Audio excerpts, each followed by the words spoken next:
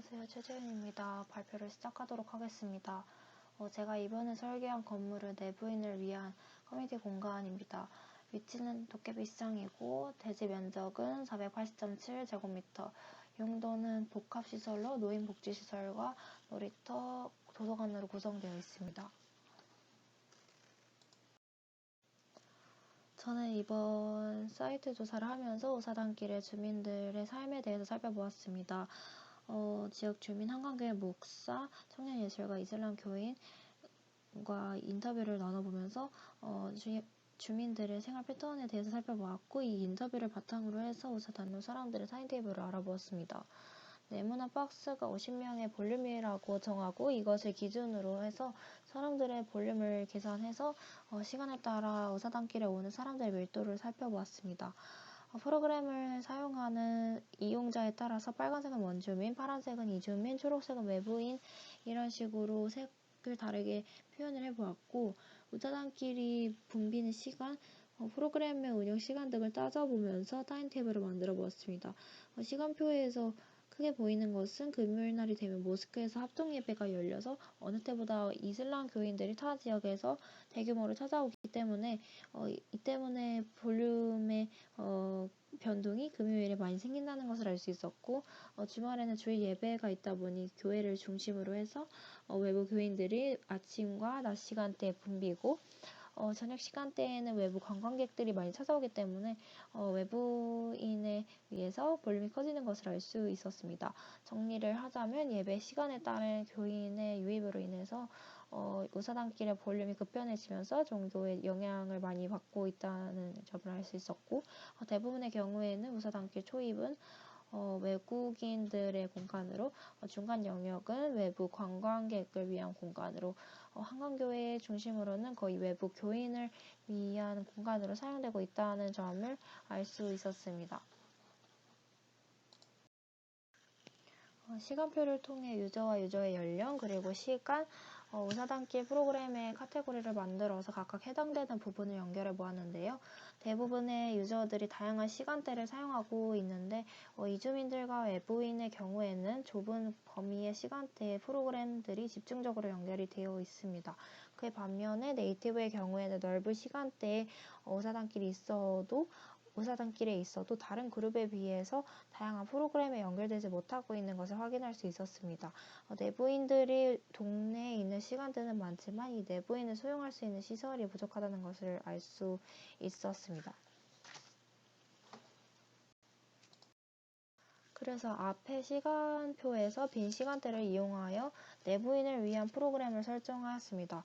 여러 빈 시간대가 새벽, 아침, 오후에 있는데 우사단길은 시간이 흐를수록 주 이용자들이 변화하기 때문에 시간별로 이용객들의 요구를 반영할 수 있는 프로그램이 필요하다는 것을 확인할 수 있었습니다.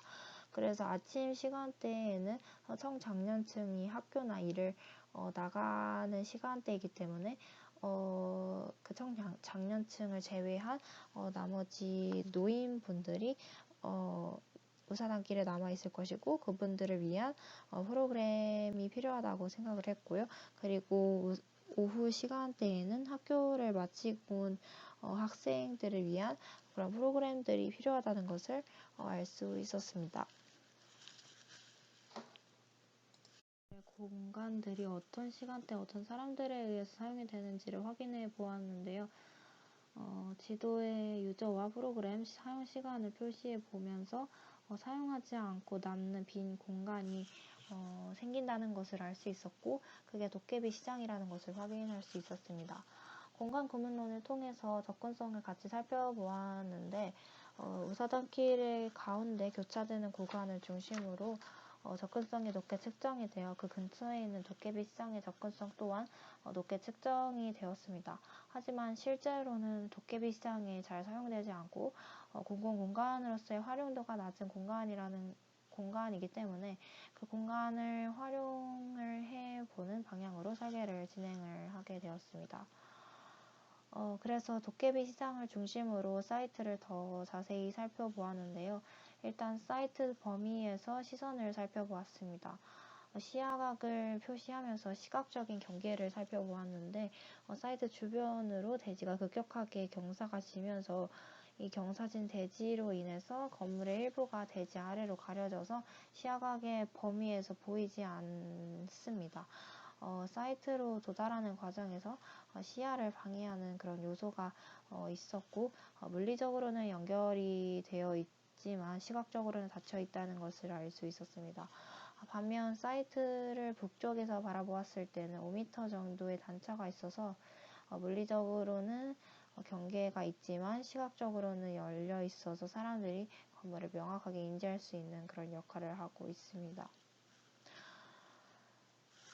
또 주변에 주택가가 바로 이웃에 있기 때문에 사이트에 들어갈 공공시설과의 충돌이 일어날 수 있고, 주거시설과의 경계를 조정해서 사생활을 보호하면서 공공성을 유지할 수 있는 방법이 필요하다고 생각하여 키워드를 경계로 뽑아보게 되었습니다.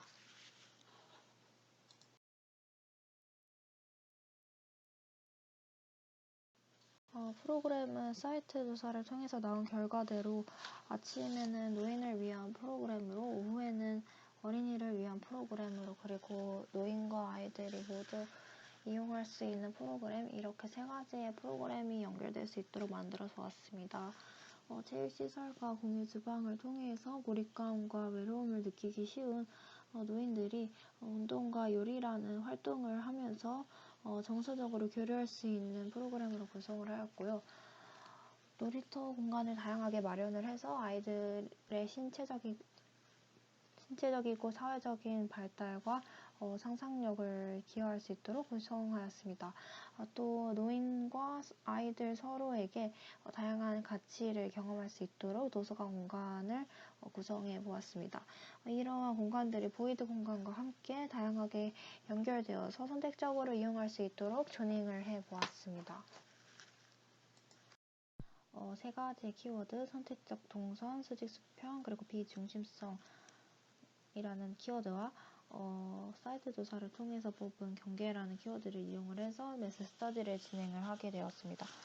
우선 지형을 봤을 때 경사도 있고 단차가 있는 지형이기 때문에 북쪽에 골목길을 절토를 해서 물리적인 경계를 허물고 접근을 쉽게 할 수 있도록 만들었고, 또 대지 레벨의 차이를 이용을 해서 층에 따라서 다양한 진입로를 형성하였습니다.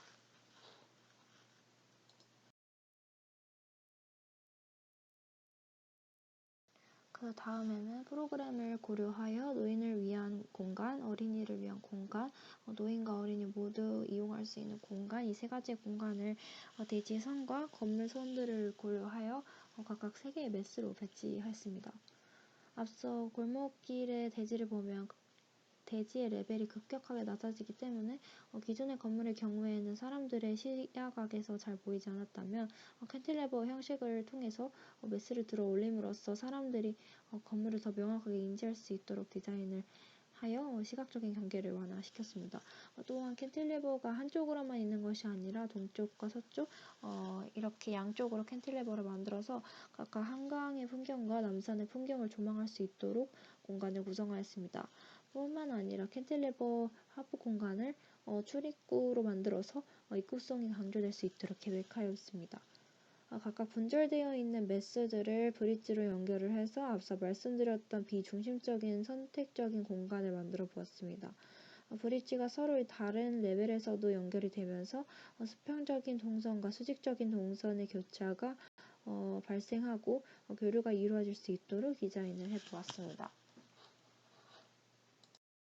마지막에는 캔틸레버 형식을 구조적으로 해결하기 위해서 트러스를 인면에 적용을 해보았고 전체적인 건물의 연결성을 강화시켜 보았습니다. 트러스를 구조적인 역할뿐만 아니라 시스템으로 작동할 수 있도록 디자인을 해보았는데요. 내부의 프라이버시를 보호하거나 외부의 조망을 바라볼 수 있도록 트러스의 스팬 간격을 조절해보면서 인면을 디자인해 보았고 트러스의 인면을 통해서 외부의 시선을 유도할 뿐만 아니라 내부의 공간과 연동이 될 수 있게 만들어 보았습니다. 실내 놀이터의 경우에는 외부의 트러스를 내부 공간까지 확장을 해서 다양한 공간들이 형성이 되고 그 안에서 아이들이 들어가서 놀 수 있도록 구성을 해 보았고 내부의 벽체를 완전한 솔리드로 만드는 것이 아니라 삼각형의 벽체로 구성을 해서 벽의 그 경계를 흐리게 만들면서 공간이 흘러갈 수 있도록 설계를 하였습니다. 그래서 전체적인 공간은 3층으로 구성되어 있고 1층을 보면 건물 전면과 후면에 있는 골목길을 통해서 노인 공간과 어린이 공간으로 진입이 가능하고 보이드 공간을 이용하여 건물에 진입할 수 있는 방법을 다양하게 만들어 보려고 노력하였습니다. 노인을 위한 공간의 경우에는 보행의 편리를 위해서 3층의 공간을 램프로 연결하였고 램프를 올라가면서 외부의 모습을 조망할 수 있도록 조망과 연결지어서 동선을 만들어 보았습니다. 어린이 공간을 살펴보면 외부에도 보이드 공간을 이용을 해서 놀이시설을 만들었고 또 내부 공간은 계단과 트러스 구조를 이용한 놀이시설을 만들어서 수직적인 액티비티가 일어날 수 있도록 만들었습니다. 또 나머지 도서관 공간인데 내부의 큰 계단 공간을 이용해서 계단에 앉아서 책을 읽을 수 있는 그런 공간을 마련을 했고 계단 하부의 데스 스페이스는 작은 공간에 들어갈 수 있는 어린이들을 위한 열람실로 이용할 수 있도록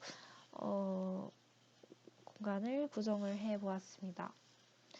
이렇게 3개의 건물이 브릿지로 연결되면서 전체적으로 실내와 실외가 자연스럽게 이동할 수 있게 되었고 다양한 공간과 시선을 만들어내고자 노력하였습니다.